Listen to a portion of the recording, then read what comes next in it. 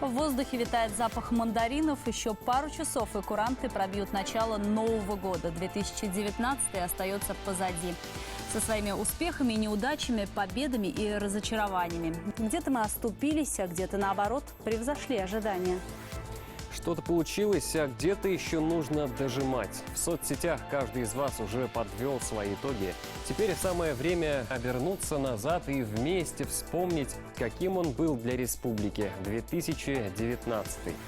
Каким его запомнила служба новостей канала БСТ. В ближайший час с вами Альбина Хайруллина и Айнур Гибадуллин. И вначале коротко о главном.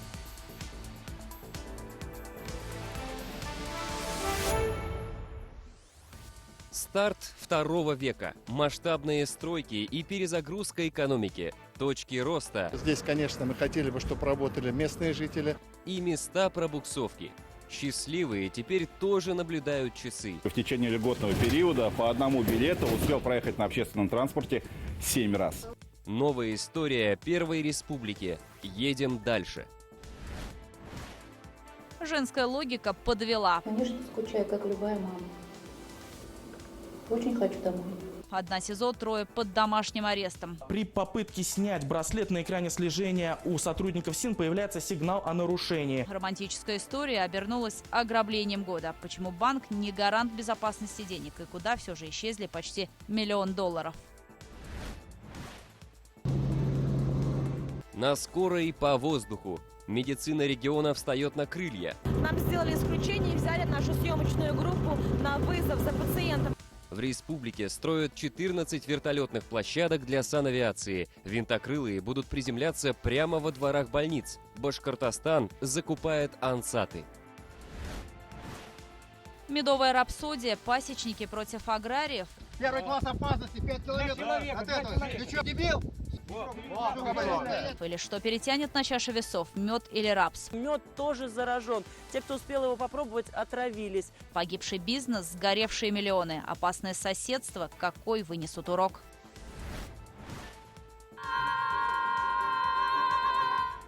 Башкирские деревни на широких экранах. Именитые режиссеры, продакшн от Уолта Диснея и юные звезды кино. На улице или где-то еще меня начали узнавать. Ковровые дорожки серебряного Акбузата. Кинематограф расширяет границы.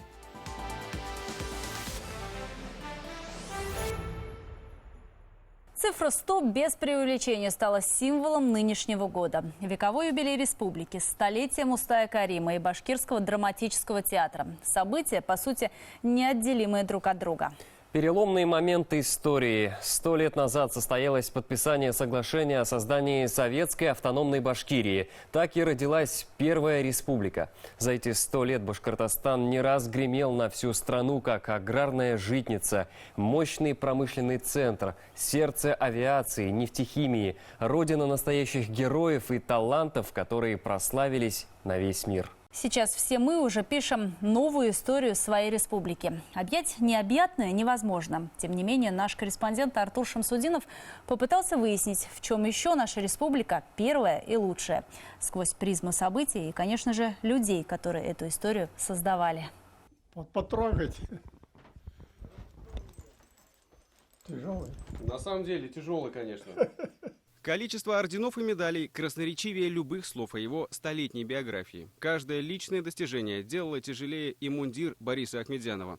Ветеран Великой Отечественной, отставной полковник и сейчас ведет активный образ жизни. Он себе и чай может заварить, и дома порядок навести. В вековой юбилей Бориса Ахмедзянова наградили очередной медалью, на этот раз гражданской, как ровесника республики. Получилось мне 100 лет и Башкортостану 100 лет. Когда проводили сейчас вечер, и там меня пригласили на танцы.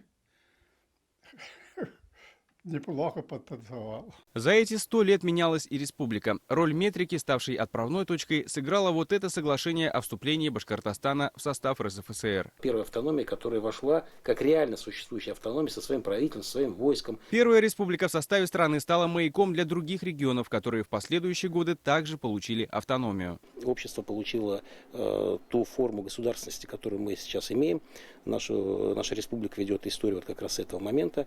И самое главное, произошла модернизация во всех сферах. Особую страницу в истории занимает нефтянка. Первый башкирский фонтан черного золота забил в начале 30-х в окрестностях деревни Ишимбаева. Уже вскоре автономия стала снабжать нефтью весь Советский Союз, заправляя в годы Великой Отечественной каждый третий танк. С опережающим графиком шли по всем видам. И это и получение масел, получение кокса, получение всяких. Старались обойти, да, другие регионы? Конечно.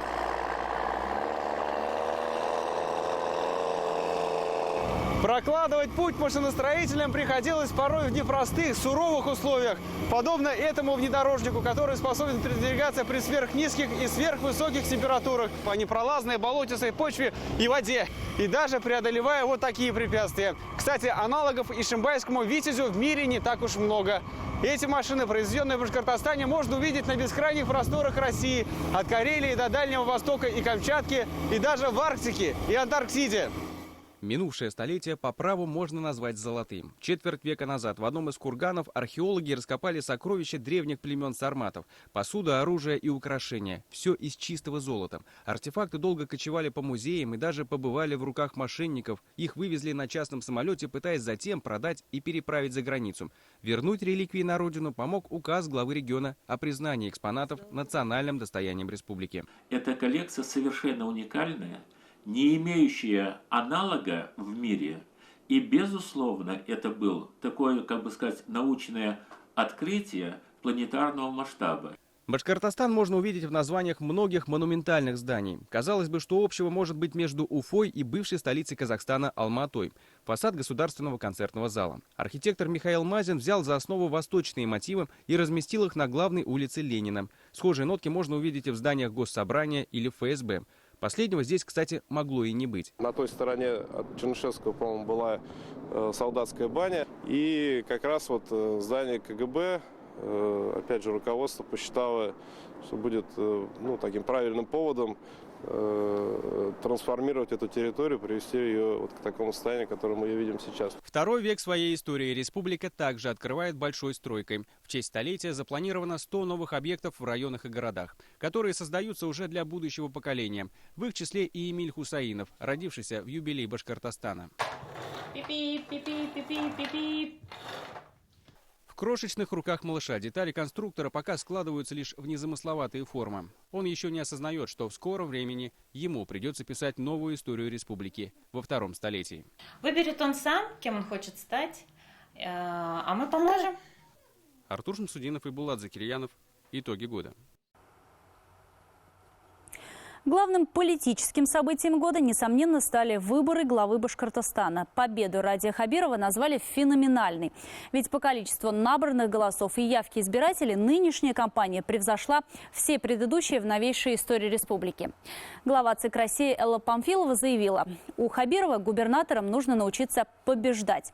Если апеллировать цифрами, то конкуренты, а кандидатов было 8, остались далеко позади. Так, большинство из них едва перевалили за 1% голосов или не набрали его вовсе.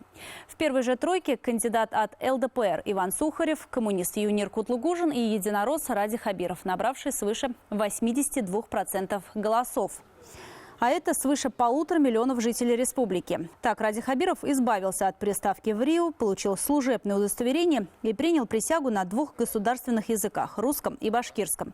Стоит отметить, что инаугурация прошла скромно и без излишеств. Красные ковровые дорожки на церемонии были проигнорированы. В стиль управления они не вписались. В этом году республика смогла добиться 15% роста инвестиций. В национальном рейтинге «Инвестклимата» Башкортостан поднялся на 16-ю строчку в стране, перескочив сразу 7 ступеней. И все почему? Позиция Радия Хабирова: научились, наконец, сотрудничать с федеральным центром.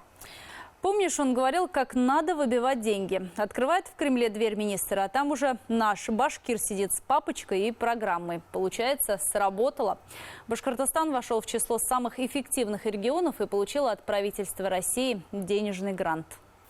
Ты знаешь, целый поселок республики сидит на чемоданах. На месте их домов, а точнее под ними, появится рудник, который обеспечит работой 2000 человек. Впрочем, обо всем по порядку наш экономический обозреватель Екатерина Тимиряева. Последние 60 лет Халида Акужина только и слышит о том, что поселок Подольск переселят. Но только сейчас появились подтверждения. Инвестор начал подготовку месторождения в этом районе. По мнению пенсионерки, наконец-то режим ожидания «чемоданное настроение» становится реальностью. Когда еще я училась, говорили, что открывают шахту здесь, в Подольске. Железная дорога пройдет. Вот мы все ждем, сидим на чемоданах. Село Подольск крупнейшее в Хайбулинском районе. Сегодня здесь проживают более 1000 человек. Свыше 400 из них – это дети. Причем несколько лет назад здесь местных жителей было более 2000 человек. Само село появилось в 1911 году. Но в долгосрочной перспективе на этом месте будет промышленная площадка. Местным жителям предоставят либо новое жилье, либо компенсация. Подготовку промышленной площадки уже ведет предприятие «Башкирская медь», входящее в холдинг УГМК. Объем инвестиций колоссальный – 56 миллиардов рублей. Количество рабочих мест – 2000. Проект рассчитан на 44 года. А объем добычи – почти 90 миллионов тонн цинка, меди и даже золота. Ввод в эксплуатацию первой очереди объекта планируется на 2025 год. Первые 5 лет будет отрабатываться северная залежь. В дальнейшем будет вовлекаться в отработку основная залежь центральное подольского месторождения. Месторождение открыли еще в 1971 году. Сейчас же инвестор с нуля создает новое предприятие. Помимо строительства рудника, проектом предусмотрено возведение новой обогатительной фабрики, где будет перерабатываться добытая руда, комплекса очистных и водозаборных сооружений, энергетической подстанции, а также различных технологических, административных и бытовых зданий и сооружений. Здесь, конечно, мы хотели бы, чтобы работали местные жители. Это первое. Второе. Развитие потянет за собой социалку. Это, подчеркиваю, и налоги, которые придут опять же на территории Хайбулинского района. Другой масштабный инвестпроект – строительство нового завода по производству мягких деликатесных сыров на Белебеевском молочном комбинате. Планируемый ежегодный объем производства – до 9000 тонн продукции. Объем инвестиций – 2 миллиарда рублей. Количество новых рабочих мест – 200. Запуск ожидается осенью 2020 года. В первую очередь здесь сплоченный и дружный коллектив. Также Белебей – город удобный в плане логистики. Он находится в центральной части страны. Ну и для нас важно, чтобы цех работал в экологически чистой зоне. А вот весной следующего года в Башкирском Заурале планируется запуск самой большой в России гибридной солнечной электростанции мощностью 10 мегаватт. Инвестором выступила группа компаний «Хэвел». Объем инвестиций сразу в 3 районах – 6 миллиардов рублей. Новая СЭС позволит вылечить муниципалитет от аварийных отключений электричества, когда в темноте оставались тысячи человек, а ремонт мог длиться до недели. О масштабных инвестициях лучше всего говорят цифры. В Башкортостане в 2019-м после многолетнего негативного тренда явный позитив. В регионе работает более 900 проектов на сумму около 1 триллиона рублей. Особый вклад внесла новая практика – проведение тематического инвестиционного часа. Состоялось 39 таких тематических заседаний, где участники рассмотрели 153 инвестпроекта с суммарным объемом инвестиций порядка 360 миллиардов рублей, предполагающих создание более 23,5 тысяч рабочих мест. Безбарьерная среда для предпринимателей, ручное управление главы республики, проводимые инвест-часы, понимание того, что любой предприниматель напрямую может сегодня обратиться к главе и при этом получить поддержку. Оно дает сегодня свои плоды. Башкортостан – один из лидеров в стране по числу ТАСЭР. Они зарегистрированы в Белебее, Кумертау, Нефтекамске, Благовещенске и Белорецке. В республике также объявлено о планах создать особую экономическую зону, резидентам которой будут предложены беспрецедентно выгодные условия. Все в соответствии с призывом к инвесторам. Башкортостан зовет. Екатерина Тимиряева, Роберт Давлетбердин. Итоги года. А вот бизнес-план банковских кассиров я бы назвал настоящим провалом года. Все-таки деньги и женщины понятия несовместимые.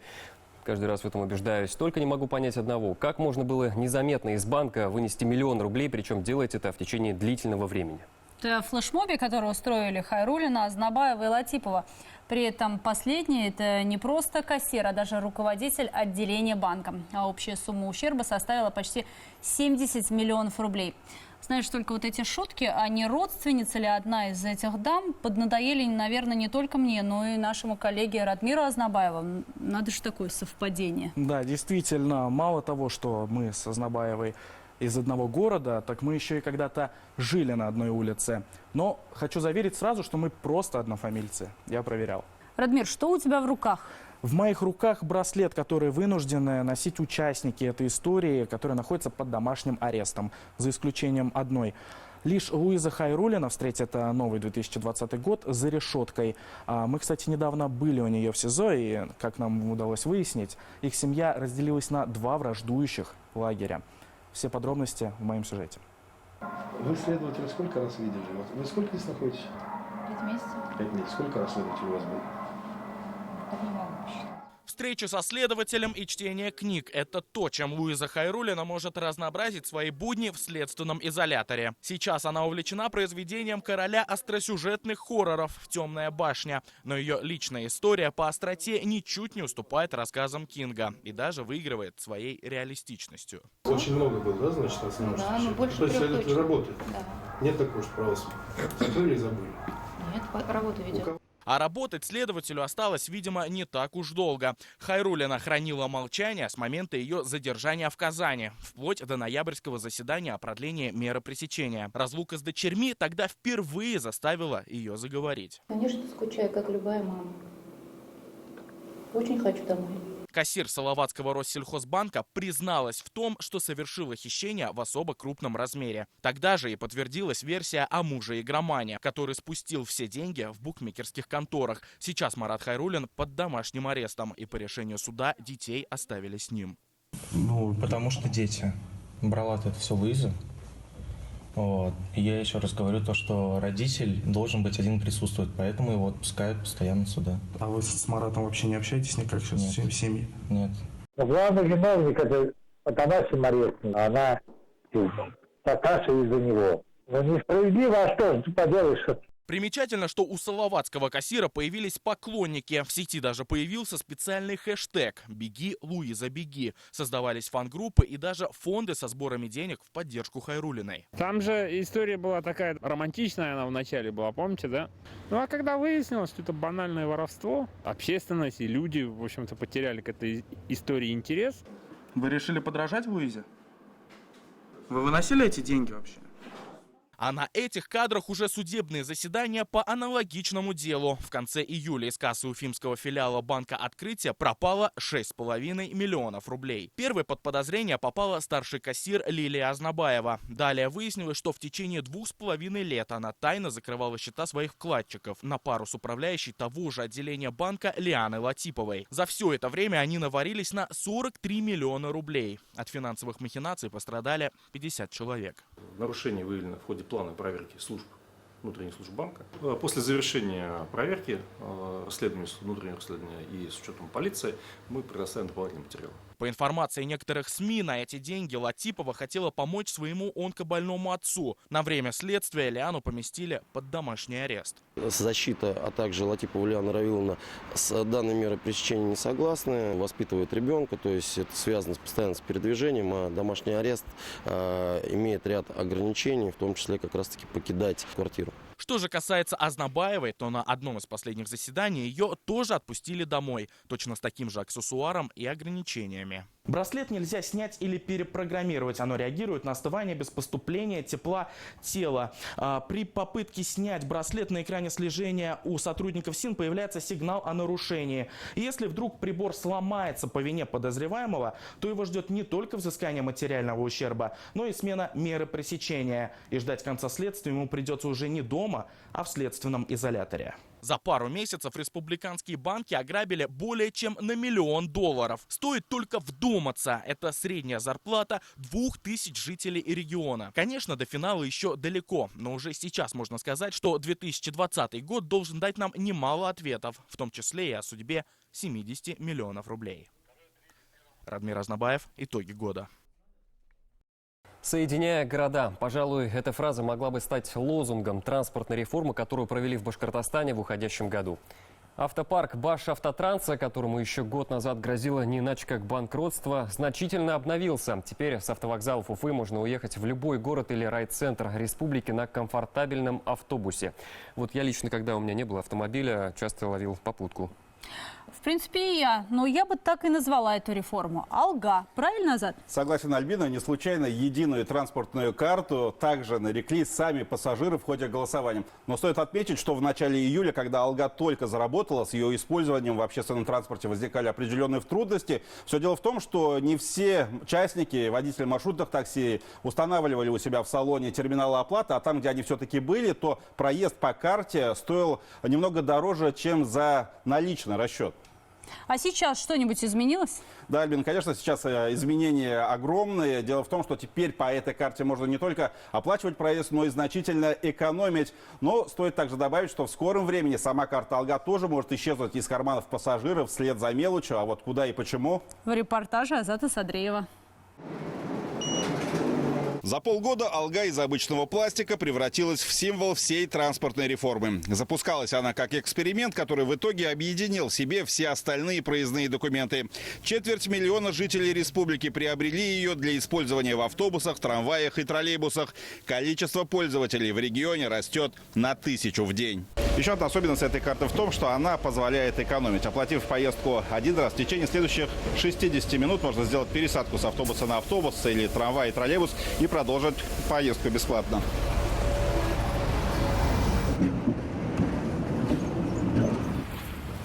С момента внедрения тарифа «Счастливый час» рекорд принадлежит уфимцу, который в течение льготного периода по одному билету успел проехать на общественном транспорте 7 раз.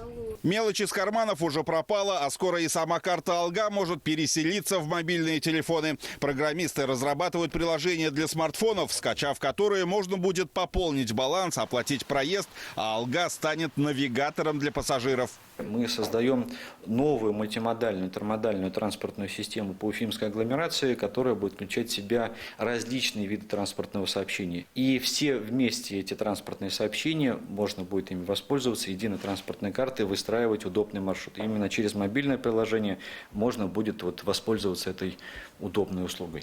Новые автобусы пришлись как нельзя кстати. В 2019 году автопарк государственного перевозчика «Башавтотранс» пополнился сотнями единиц техники разного класса для городских, пригородных и междугородних маршрутов.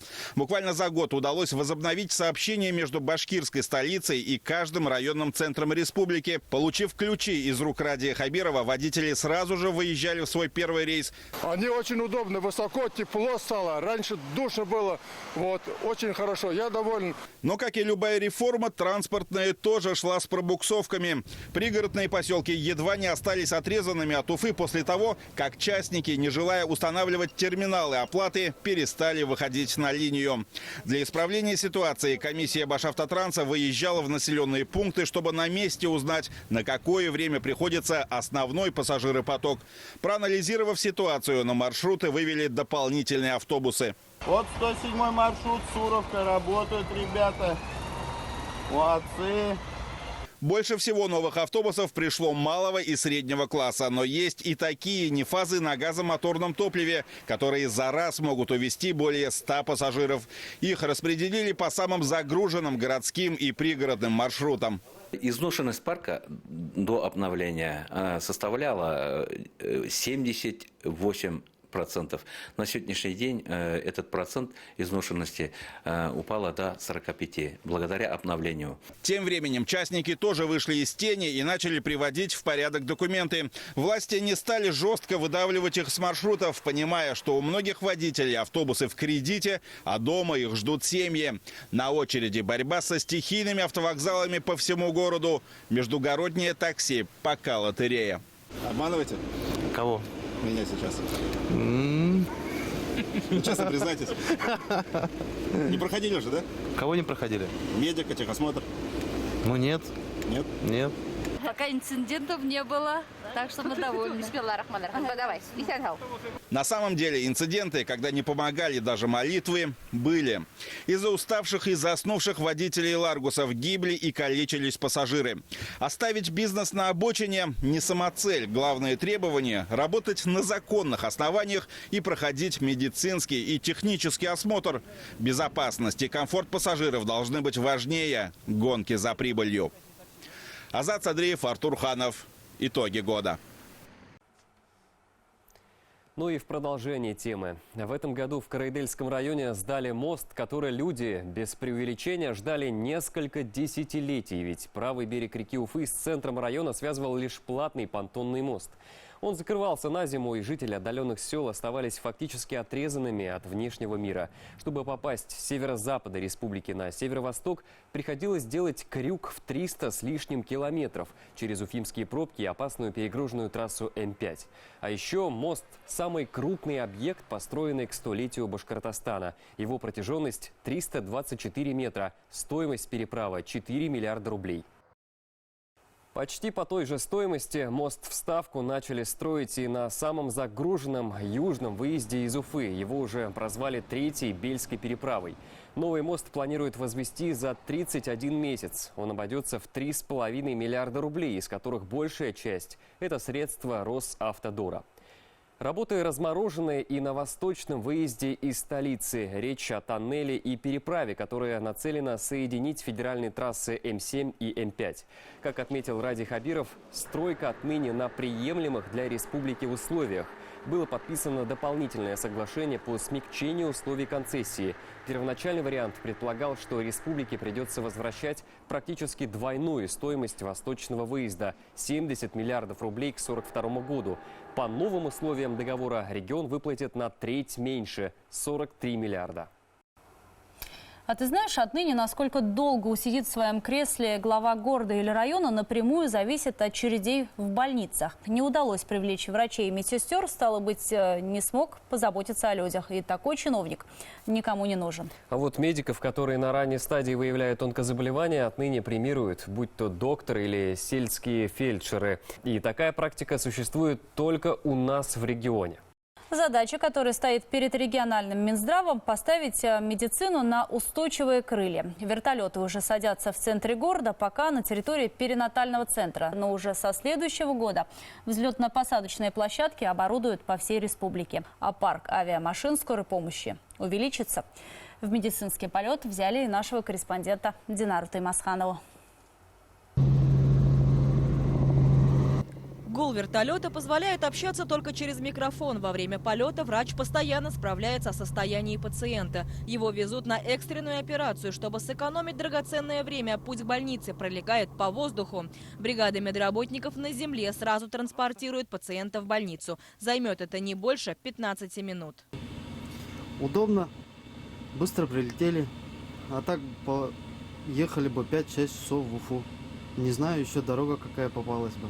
Четырехместный Робинсон приземлился прямо в центре города. Площадка появилась в этом году во дворе Республиканского перинатального центра. И пока это единственное взлетно-посадочное место вблизи медучреждения. Воздушный транспорт – мощное подкрепление для санавиации. Единственное, перед чем может спасовать крылатая машина – капризы погоды. Если погодные условия не соответствуют, мы не вылетаем, потому что это условия безопасности, которые требуются во всей авиации гражданской. Вертолет Робинсон не любит обледенение, точнее запрещено летать в обледенение.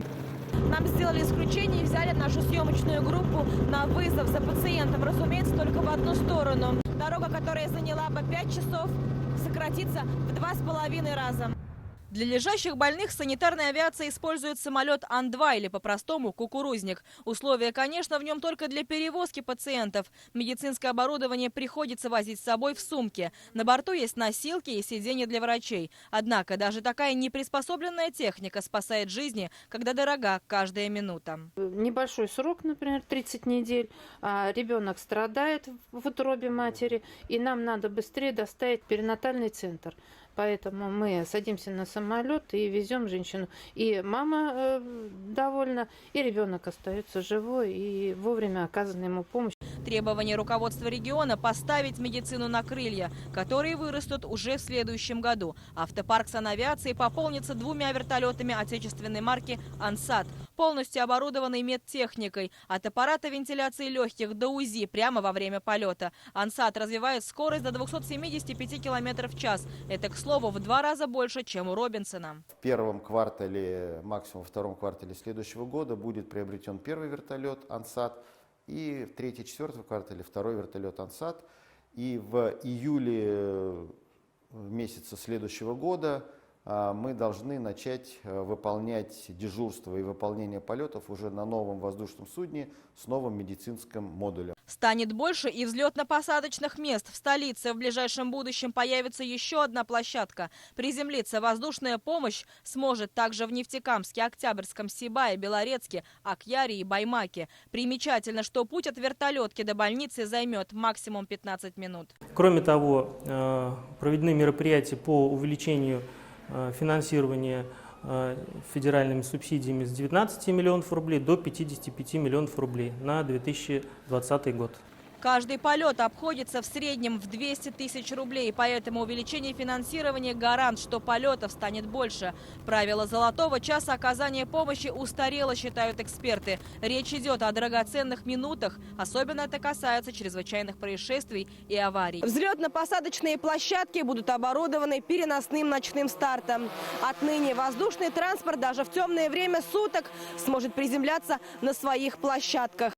Здесь, во дворе клиники БГМУ, будет второе место в Уфе для посадки вертолетов. Осталось только забетонировать площадку. И уже в первом квартале 2020 года винтокрылая машина сможет совершить с этой территории свой первый полет. Динара Таймасханова, Булат Закирьянов, Руслан Хакимьянов. Итоги года. Врач – это, конечно, особая профессия, а тут еще и в воздух нужно подниматься по первому же звонку. В идеале вступать на этот нелегкий путь должны лишь смелые люди, готовые всецело посвятить себя спасению людей.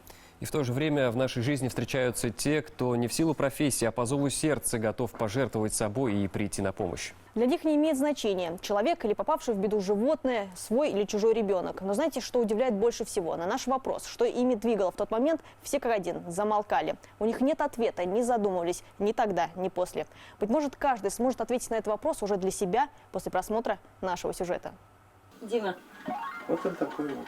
Дима, где няня? Да. Маленький Дима еще не понимает, что если бы не старший брат, то его бы уже не было. О том дне Саше будут напоминать следы от пересадки кожи. Он крепко обнимает руками младшего брата. Так же крепко он держал его, когда выносил из горящего дома. Эти кадры сняли соседи. Когда огонь охватил сень и крышу, в доме еще находилась мама Саши, его младшая сестренка с братишкой.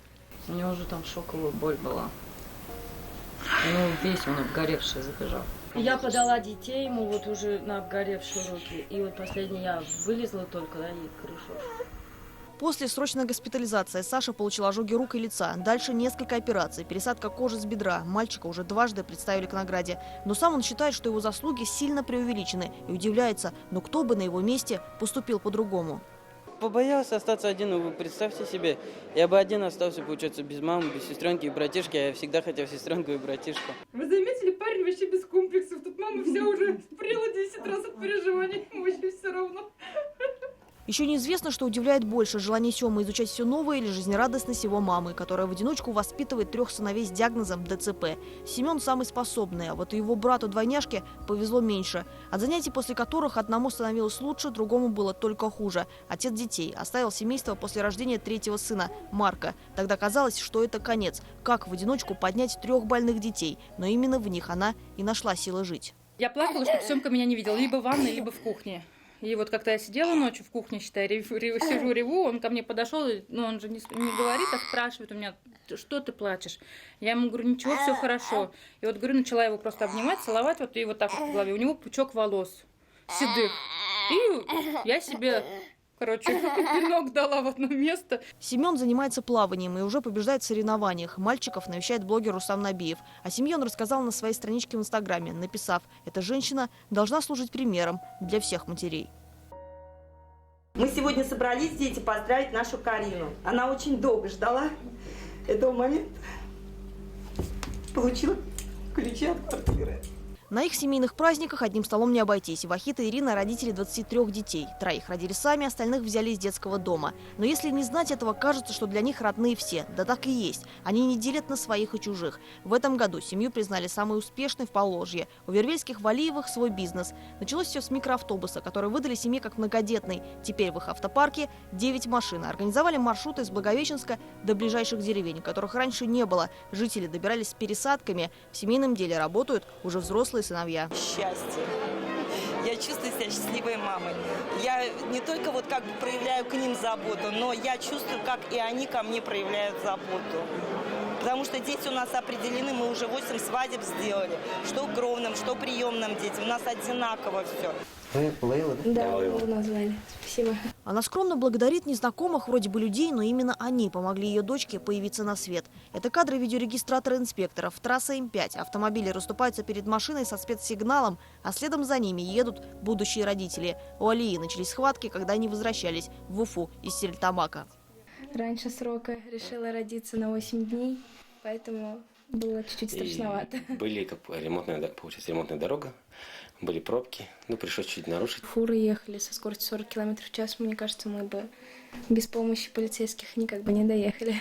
Теперь, шутят инспекторы, у них появилась дочь полка. Здоровый ребенок, признаются мужчины, вот главная награда. Как и для Саши, спасшему семью, лучшее спасибо – это не статуэтки и медали, а живые мама, братишка и сестренка. Семья в Вервельских-Валиевых счастлива, когда их дом наполнен голосами детей. И, быть может, 23 ребенка для них еще не предел. Жить нужно не только для себя, говорят супруги. Так же думает и Оксана. Счастье она видит в улыбках своих сыновей и победах Семы, потому что эти победы они заслужили вместе. Анастасия Чебаева. Итоги года. Башкирия в этом году впервые начала напрямую экспортировать зерно по воде. 3-тонные баржи отправились из порта, что в Иришевском районе, в страны Персидского залива. Для этого на 20-километровом участке реки Белой пришлось провести дноуглубительные работы. Суммарный экспорт сельхозпродукции составил свыше 90 миллионов долларов. Фокус внимания отныне на инвестиционных проектах по созданию перерабатывающих производств. К примеру, в Стерлитамаке планируют из зерна получать глицин, крахмал и глютен для нефтехимии республики. И не только. Тема меда была особенно актуальна в этом году и сразу по нескольким причинам. Во-первых, башкирские ученые сделали сенсационное открытие. Обнаружили в бортевом меде компонент, убивающий раковые клетки. Однако, во-вторых, сама отрасль пчеловодства этим летом в республике сильно пострадала. Почему, знает Юлия Нигматуллина. Юля, что же случилось с башкирской пчелой? Айнур, я думаю, вот по этой банке, которую передали нам пчеловоды, все понятно. Пчелы погибли, причем массово по всей республике, и вместо меда мы получили яд. Это уже доказано? Да, конечно, лабораторно подтверждено, что здесь содержится огромное количество пестицидов, и такой мед может вызвать тяжелое отравление. И если подобная ситуация повторится на следующий год, то экспортировать, по сути, будет нечего. Получается, под угрозой оказался сам бренд «Башкирский мед». Давай посмотрим твой сюжет. Все будем сжигать. Все это горит. Никому не нужно теперь. Как на похоронах. Едва сдерживая слезы, Александр Колганов смотрит, как горит дело всей его жизни. Потомственный пчеловод рассказывает, медом занимался с детства, но теперь это мертвая пасека. Все пчелы до единой здесь погибли, словно застыли прямо во время работы. Вот, это мертвые. Это все, вот, что у меня было, все мое хозяйство. Ничего не осталось.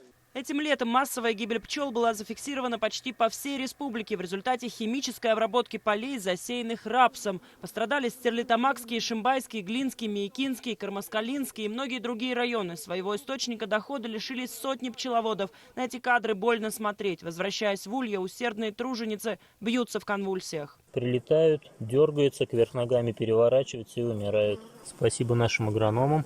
Прямо на поле пчеловоды и производители рапса пускаются в рукопашную. Главный агроном, читай инструкцию. Первый класс опасности, 5 километров от этого. Ты что, дебил? Это чип от пчелосемей. Ожерелье из чипов теперь как доказательство того, что погибшие пасеки были официально зарегистрированы. После гибели пчел многие успели откачать оставшийся мед. Это не 1,1 килограммов. Сейчас он хранится у пчеловодов вот в таких бочках. Однако после результатов экспертизы выяснилось, что мед тоже заражен. Те, кто успел его попробовать, отравились. Он отравленный, натуральный отравленный. И люди, не знаю, все это дело употребили и накормили, и поели. Точно так же и продали. Это 100 тонн чистого яда. Это фактически называется химический терроризм. Между тем, рапс в Башкортостане начали выращивать совсем недавно, в основном на экспорт. За границей его используют для производства топлива и платят за него немалые деньги. Однако культура оказалась чувствительной к атаке вредителей. Капустную моль, например, обрабатывают до 5 раз подряд, причем самыми токсичными химикатами. Другие якобы малоэффективны. Без химической обработки сегодня просто невозможно, как говорится, возделывать культуры. От этого мы не уйдем. Просто здесь нужно найти отношения между сельхозпредприятиями и нашими пчеловодами для того, чтобы урон, который приносит, химия, была минимальной. Несколько лет назад Россельхознадзор был лишен полномочий по контролю ввоза и обращения с пестицидами. Теперь уже на федеральном уровне готовится законопроект о возвращении этого надзора, поскольку массовая гибель пчел по той же причине коснулась и многих других регионов России. В Башкортостане, по мнению представителя Ассоциации переработчиков, потери составляют около 10%.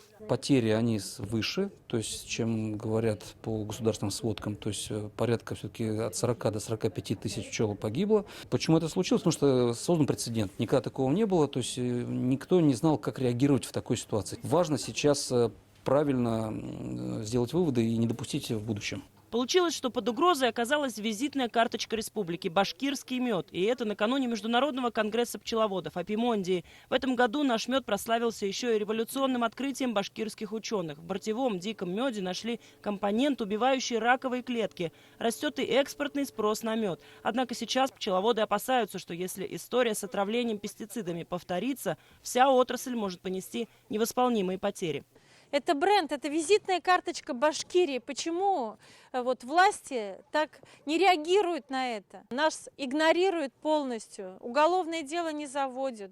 Тем, кто уже лишился своих пасек, восстанавливать их не на что. Пчеловоды не получили ни рубля компенсации, в отличие, например, от сельхозпроизводителей в случае неурожая. Пасечники не могут использовать даже свои старые улья. Они пропитаны ядом, и пчелы, заселенные в них повторно, тоже погибают. Остается только сжигать. Единственное, что сейчас рекомендуют пчеловодам, обращаться в гражданский суд. Юлия Нигматуллина, Ремзат Билалов, Тимур Каюмов. Итоги года.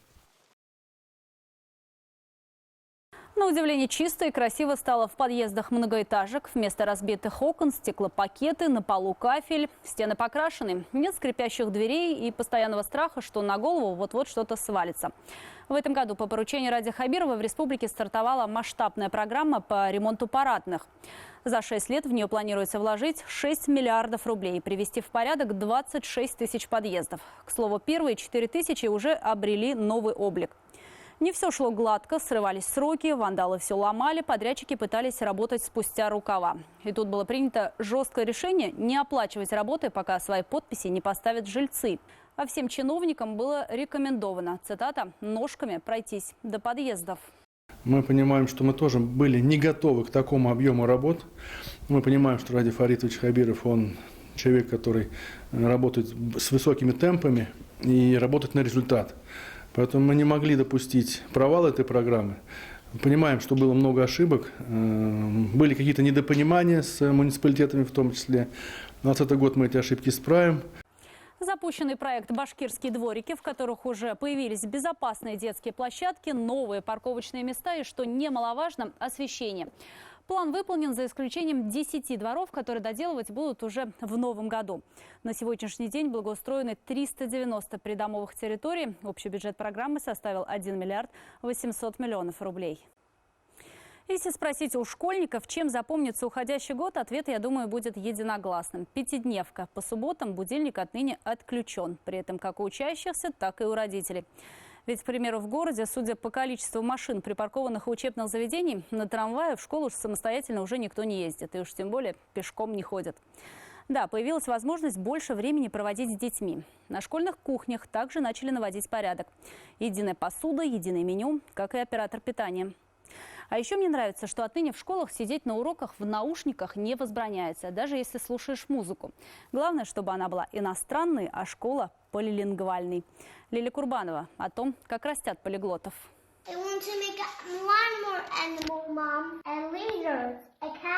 На английские буквы Максим смотрит иначе и составляет их в рисунке. Просто иностранные языки для него – игра. Трехлетний мальчик из Уфы русский, башкирский, английский освоил уже в 2 года дома с родителями. Испанский и французский позже с репетиторами. Сейчас маленький полиглот живет в Шанхае. Ребенок не понимает, что такое язык. Он понимает, что он увидел вот этот предмет, и он узнает про этот предмет. Через несколько лет в Башкортостане полиглотов станет больше. А в Уфе в этом году открылись 2 полилингвальные школы. Здесь мы видим это на что? На интерактивном столе строение человека в 3D. Наука естественная на неестественном для учеников языке. Названия органов школьники учат сразу на русском и английском. Для старших классов иностранную речь вводят постепенно. У всех разный уровень знаний. С малышами проще, их учат с нуля. На математике мы изучаем английские цифры. и слова. Например, 4 plus 7 total 11. Минимум бумажных учебников и максимум практики. На каждом этаже начального звена вот такие интерактивные доски. Можно выбрать одно из двух заданий – викторину или зарядку. Управление с помощью жестов. Белый медведь Умка разговаривает с детьми и комментирует их ответы. После правильно выбранного варианта хвалит. У мультиязычных людей лучше развит мозг. Подтверждение тому множество научных исследований. Во время обучения создаются новые нейронные связи. У нас в постсоветском пространстве были школы, где изучали предметы на башкирском языке, изучали предметы на русском языке. Вот я даже по своему классу могу сказать. Смотрю на своих одноклассников, они все стали успешными людьми. В наушниках диалог на английском, записанный иностранцами. В лингофонных кабинах школьникам не мешают посторонние звуки. А все произносимое может слышать преподаватель. Для этого на столе учителя панель управления. В 44-й школе в таких же лингофонных классах дети учат турецкий язык. Мы смогли выбрать самое современное оборудование. Мы изучали опыт лучших школ полилингвальных, в том числе школ города Казани, Санкт-Петербурга. Две построенные в этом году полилингвальные уфимские школы как пример для всей республики. В следующие 5 лет в Башкортостане запланировано 14 многоязычных учебных заведений. Глава региона Ради Хабиров поставил амбициозную цель. Система образования республики должна войти в 5 лучших по России. Создание многоязычных школ с самого начала поддерживал Вячеслав Чернев. 25-летний полиглот знает 30 языков. Когда ты общаешься на общем языке, это доходит только до ума. Когда общаешься на родном, доходит до сердца. Если я хочу своей речью повлиять на кого-то, чтобы составилась коммуникация, чтобы создались какие-то дружеские связи, нужно переходить на родной язык. Полиглоты – люди будущего, которое реально уже сейчас. Этот навык стирает границы – географические, социальные и национальные. Человек мира может найти друга почти в любой точке планеты. Или, как 3-летний Максим Мухин, принимать поздравления сразу на 6 разных языках.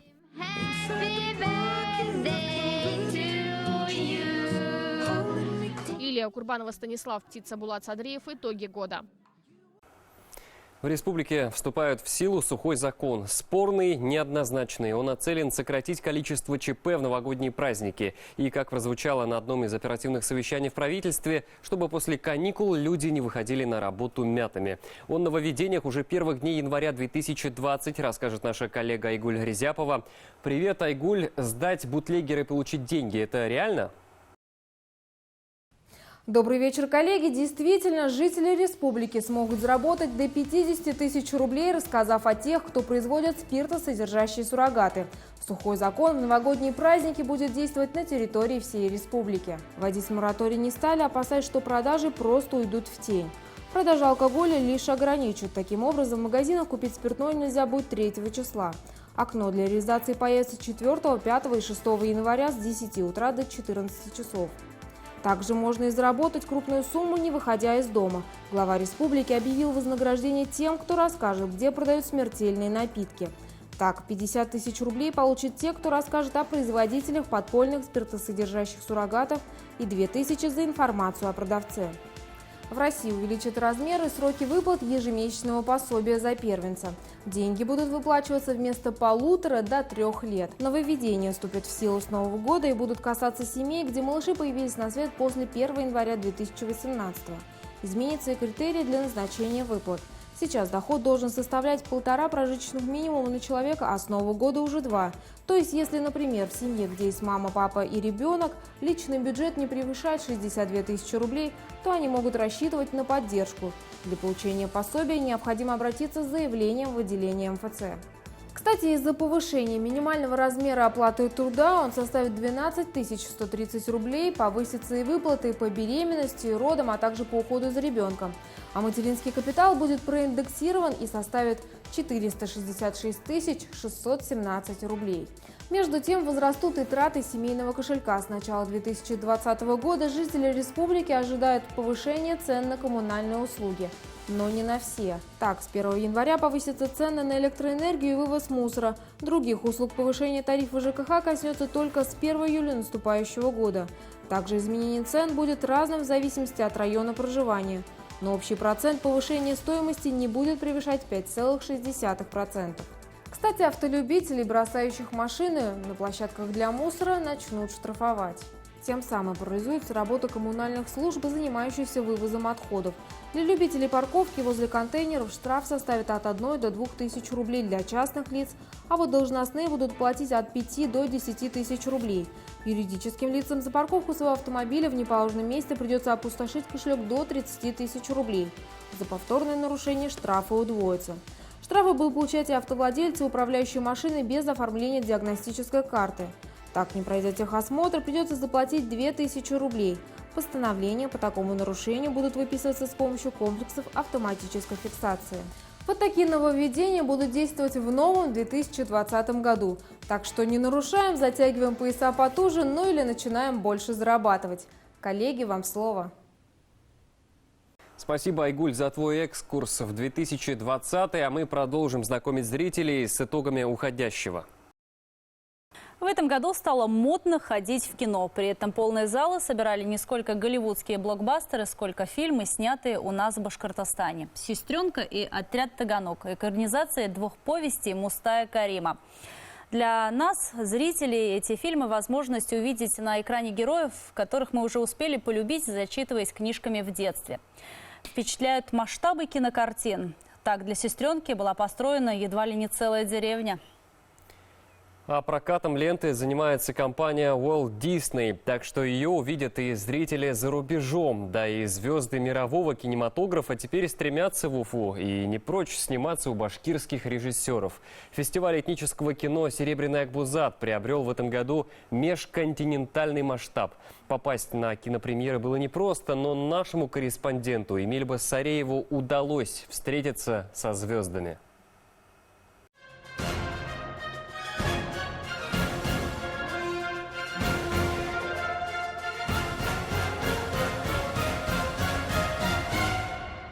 Звезды российской и мировой величины на красной дорожке в центре Уфы. Вспышки фотоаппаратов и автографы поклонникам. В программе 4-го фестиваля этнического кино «Серебряный Акбузат» полсотни картин со всего земного шара, в том числе Австралии и Африки. В залах кинотеатров не было свободных мест. Показы посетили более 5000 зрителей. Как же без Уфы артист может прожить? Я здесь встретил очень много своих друзей.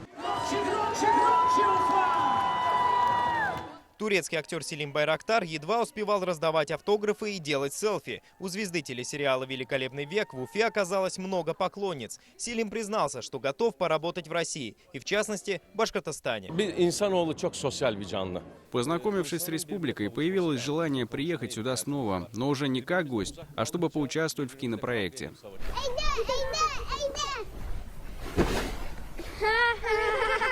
А для съемок драмы «Сестренка» была, по сути, построена целая деревня 40-х годов прошлого века. Столь масштабные декорации потребовались для экранизации повести Мустая Карима «Радость нашего дома». Фильм вышел во всероссийский прокат, и часть диалога в нем идет на башкирском языке. Его пришлось выучить и юной исполнительнице главной роли Марте Тимофеевой. Ты же по-нашему говоришь. Я слушала. Я училась. Этот язык был сложный, но он очень красивый. И мне вообще понравилась Башкирия, это очень красиво. В массовке фильма снялись жители деревни Ишлы Белорецкого района. Но когда готовый фильм приехал в село, на несколько часов отключилось электричество. Такая заминка позволила зрителям поближе пообщаться с восходящей кинозвездой. На улице или где-то еще меня начали узнавать. И я теперь хочу стать актером и режиссером фильмов вот после этого проекта. А это уже кадры фильма «Отряд Таганок». Съемки картины прошли гладко, а вот во время озвучки команда столкнулась с проблемой. У одного из юных актеров перед работой в студии начал ломаться голос. Пришлось срочно искать другого мальчика, чтобы тембр персонажа остался детским. У нас очень такой быстрый монтаж. Ребята играют просто, не играют, а живут. Подъем культуры и науки Башкортостана первой половины прошлого века. Яркие исторические личности и мясорубка политических репрессий. Целая эпоха нашла отражение в фильме «Первая республика». Поймай. Это картина историческая, основана на событиях исторических, но тем не менее это все-таки наше отражение внутреннее того мира, тех событий. Между тем в республике начались съемки нового фильма. Полнометражная лента будет посвящена жизни и творчеству поэта Рами Гарипова. Дневник поэта у нас работа началась, уже 2 съемочных дня прошли. И вот с Булатом Юсуповым мы разговаривали, что с 21 января мы приступим дальше съемкам нашего фильма. В архиве киностудии более 400 художественных и документальных фильмов, киножурналов и репортажей. Старые пленки обрабатывают специальным раствором и хранят вот в таких футлярах. Но в скором времени они оживут уже в цифре. В наступающем году на киностудии появится новое оборудование, и фильмы, снятые 20 и 30 лет назад, будут доступны в качестве Full HD и 4К, и это будет уже совсем другое кино. Эмиль Басареев, Вадим Исламов и Римзат Билалов. Итоги года. Уходящий 2019 год для российского, а значит и для башкирского спорта снова стал потрясением. Кажется, что куда уж больше, но нет. Олимпийское солнце спряталось за тучами Русада для наших атлетов. Роза, что происходит в мире спорта? Я знаю, ты очень переживаешь за будущее республики и страны. Это действительно болезненный вопрос, и если раньше я сюда приходила с медалями и кубками, то теперь символом российского спорта, наверное, являются вот такие допинг-пробы, которые, будем откровенны, не всегда являются чистыми. Но ведь у нашего бирского кузнечика никаких запрещенных препаратов никогда не находили. Ну а эта история вообще нелепая. Ну это, конечно, на мой взгляд, потому что трижды за год он умудрился пропустить визит допинг-офицеров. Или по своей беспечности, или потому что не доглядела Всероссийская Федерация легкой атлетики. Ну вот так случилось. А потом еще и умудрился предоставить фальшивые документы. Комментарии, мне кажется, здесь излишни. А есть что-то хорошее? Ну, конечно, есть. Все-таки Уфа примет международное соревнование. Это чемпионат мира по хоккею среди женских команд, чемпионат мира по волейболу и чемпионат мира среди юниоров по спортивной борьбе. Ну и к тому же у нас строятся спортивные объекты. Это тоже хорошие новости. Давайте убедимся в этом прямо сейчас. Большой футбол остался в республике, и это главная спортивная новость 2019-го. Уфа сохранила прописку в премьер-лиге после стыковых матчей с Томью, как и в 2014-м. Башкирская команда во главе с Вадимом Евсеевым уступила в Томске со счетом 0-1, но дома выиграла 2-0, и этого хватило, чтобы остаться в элитном дивизионе. Держать! Держать! Решающий гол в 6-м матче противостояния Салавата и Авангарда ждали все. Спортивная драма в лучших традициях для Салавата обернулась хэппи-эндом, даже несмотря на поражение. Главную оценку громогласные молодцы с трибун, как и бронзовые медали, хоккеисты получили. Уфимская «Агидель» в 2019-м отпраздновала второе чемпионство в женской хоккейной лиге. Башкирская команда в финале обыграла «Динамо» из Санкт-Петербурга. В аэропорту болельщики подарили каждой хоккеистке по большому букету цветов. Сказали все на положительных эмоциях слова, как провели сезон и что достигли желаемой цели, желаемого результата. Летом Уфа вошла в историю международных детских игр как город, принимавший и зимние, и летние соревнования. В столицу республики приехали ребята от 12 до 15 лет со всего мира. Аналогов подобному форуму нет. Это своего рода олимпиада среди детей. Были задействованы несколько объектов, в том числе открывшийся специально к мероприятию Центр спортивной подготовки. Широкие возможности. Гостиница спортивная, медицинский центр. Это не сжатый, не скучный центр. А здесь, где есть перспектива, где есть развитие. Это не первый мой визит в Уфу. Я очень рад снова быть здесь. Великолепный город Уфа в системе международных детских игр находится 8 лет. Серьезный шаг вперед сделала в регионе борьба. На прошедшей в феврале конференции между Республикой и Федерацией спортивной борьбы России было подписано соглашение о сотрудничестве. Это поддержка в организации мастер-классов, подготовки и переподготовки кадров. С 1 сентября третий урок физкультуры по борьбе был введен в 16 школах республики. К 2024-му их должно быть 200. Это ведь не просто там научить ребенка отжиматься. Это целая действительно наука, это целый комплекс вещей, начиная с базовой подготовки ребенка к все-таки каким-то спортивным приемам. Появляются и новые спортивные объекты. Наконец-то распахнул свои двери Центр подготовки шорт-трека. Заложили капсулу времени для дворца борьбы. В перспективе появление Центра гимнастики. Вместе с тем идет строительство спортобъектов и в муниципалитетах. По инициативе главы республики теперь в каждом районе Башкортостана будет бассейн. Там, где не было, построят. Один из них в столичном микрорайоне Инорс. Башкортостан стал пилотным регионом для российской программы «Все обучь по плаванию». Ее суть в том, чтобы научить как минимум держаться на воде каждого школьника за 24 часа. Предстоящий год олимпийский, но будет ли он таковым для России, сомнительно. Вряд ли на игры поедет и самая главная наша надежда – наш бирский кузнечик Данил Лысенко. Пропустивший 3 визита допинг-офицеров за год, он еще и предоставил фальшивые документы об уважительных причинах своего отсутствия. Но, увы, Всемирное антидопинговое агентство потеряло терпение не только по отношению к отдельным спортсменам, но и ко всей стране. По мнению ВАДА, российская лаборатория передала не полностью информацию и не в исходном виде. Теперь российский спорт рекомендовано отстранить на 4 года. Это значит, что вряд ли сборная выступит на Олимпиадах и чемпионатах мира под собственным флагом. А также велика вероятность не принять международные соревнования. Подобные санкции касаются, конечно, и республики.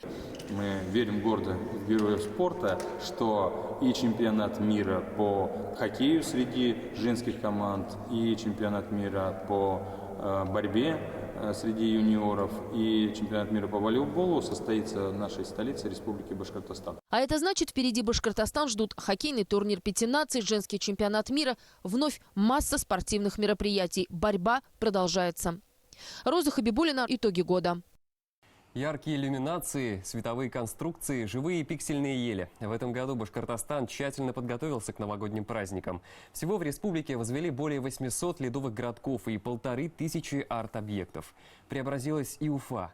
Так жители и гости столицы могут окунуться в детство, прокатившись с горки или сделав фотографию на фоне сказочных иллюминаций. Впервые на главной елке на площади имени Ленина появилась новогодняя инсталляция всемирно известного итальянского архитектора света художника Валерио Фести. Лесную красавицу установили и на Советской площади впервые за 8 последних лет. А вот новшеством стала искусственная пиксельная ель высотой 32 метра возле Конгресс-холла. На ней не только появляется изображение, также есть и музыкальное сопровождение, которое добавляет новогоднего настроения. Ну и на этом на сегодня все. Спасибо, что весь этот год вы оставались на 21-й кнопке канала БСТ. И сегодня вновь с нами. Сразу несколько съемочных групп в эти минуты не за праздничным столом. Они, как всегда, в пути, чтобы уже завтра, в первый день Нового года, выйти в эфир со свежими новостями республики. До встречи в эфире в новом 2020 году.